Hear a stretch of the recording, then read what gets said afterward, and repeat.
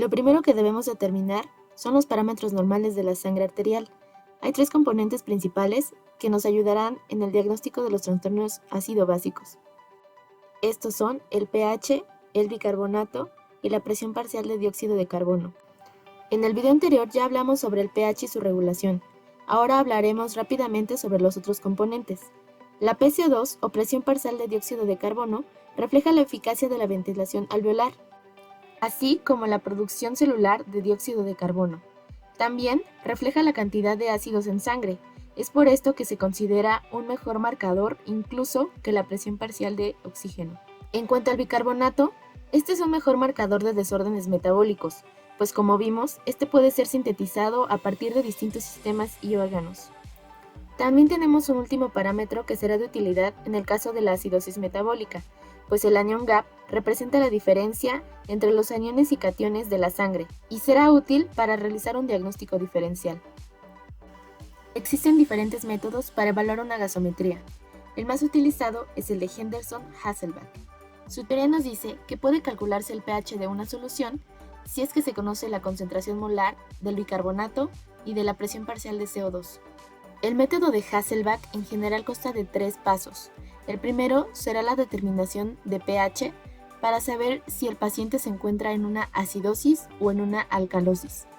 Asimismo, el segundo paso es la determinación del proceso primario, es decir, ponerle un apellido a esa acidosis o alcalosis, clasificándolo como metabólica o respiratoria. Esto en base al PCO2. Del lado derecho te dejaré un esquema de cómo se evalúan, pero si este no te es cómodo, te dejo también una tabla. Como podemos ver en la tabla, la PCO2 y el bicarbonato siempre van a ir de la mano, es decir, si está elevada la PCO2, el bicarbonato tiende a estar elevado.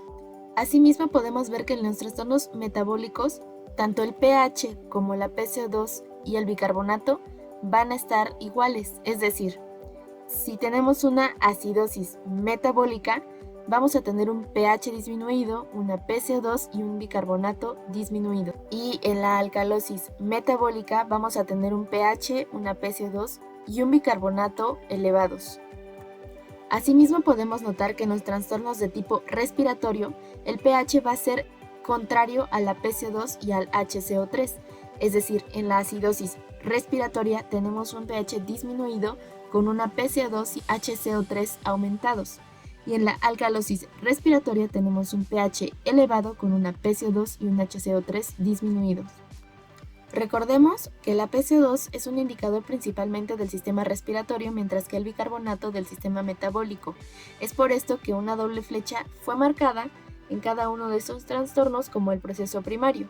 Hasta este punto, tú ya has clasificado a tu paciente de entre los 4 distintos trastornos ácido-básicos, pero para su tratamiento necesitamos saber si este trastorno es de tipo agudo, crónico o crónico agudizado. Asimismo, y en el caso de los trastornos metabólicos, debemos saber si el anión gap está aumentado o no, pues esto nos dará pistas sobre la etiología de su trastorno y nos ayudará a brindarle un mejor tratamiento. Comenzaremos hablando sobre los trastornos respiratorios. Lo primero que debemos hacer es determinar la cronicidad de los trastornos. Para esto podemos calcular la concentración de iones hidrógeno utilizando la fórmula de Hasselbalch, que es la PCO2 entre el HCO3 por 24. Una vez realizado esto, pasaremos a calcular las deltas, que no van a ser más que una división. En la parte superior colocaremos la resta de la concentración de hidrógeno calculado, es decir, la operación que realizamos previamente, menos la concentración de hidrógeno esperado, que como vimos en el video anterior será de 40, entre la PCO2 medida o que encontramos en una gasometría, menos la PCO2 esperada, que también será de 40. El resultado de las deltas nos dará pauta para determinar la cronicidad de los trastornos. En el caso de la acidosis respiratoria, tenemos un rango de 3 a 8. Cuando este es menor a 3, se considera una acidosis respiratoria crónica. Cuando es mayor de 8, una acidosis respiratoria aguda. Cuando se encuentra en un nivel de 3 a 8, se considera crónica agudizada. Y en el caso de la alcalosis respiratoria pasa lo mismo, solo que ahora el rango va de 0.17 a 0.8. El siguiente paso será saber si existe una compensación y de qué tipo. Esto se realiza mediante el cálculo del bicarbonato. Primero dividiremos los trastornos en alcalosis y en acidosis, y asimismo en crónico agudo y en crónico agudizado. Las escalas te dejo en la parte inferior de esta tabla. El resultado obtenido representará el bicarbonato calculado, el cual deberemos de comparar con el bicarbonato medido, es decir, el que se encuentra en los resultados de la gasometría, para así determinar cuál es el trastorno compensatorio de nuestro trastorno principal. Por ejemplo, una acidosis respiratoria compensada con una alcalosis metabólica.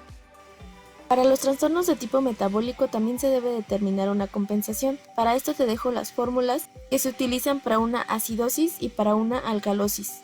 Toma en cuenta que hay un rango de más menos 2.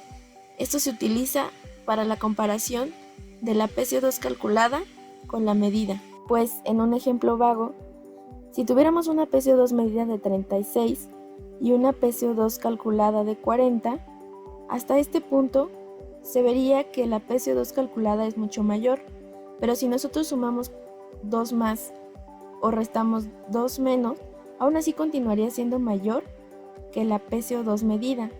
Entonces, por dado hecho, tendríamos una acidosis metabólica compensada con una alcalosis respiratoria. Por último, en el caso de las acidosis metabólicas, se puede hacer un último cálculo. Este es el del anión GAP, que nos va a servir para acercarnos al diagnóstico diferencial de este trastorno. Y este se puede presentar solo normal o aumentado. Te dejo aquí las principales causas. Hasta aquí el video de hoy. Si te gustó, por favor dale like y comparte, y síguenos en nuestras redes.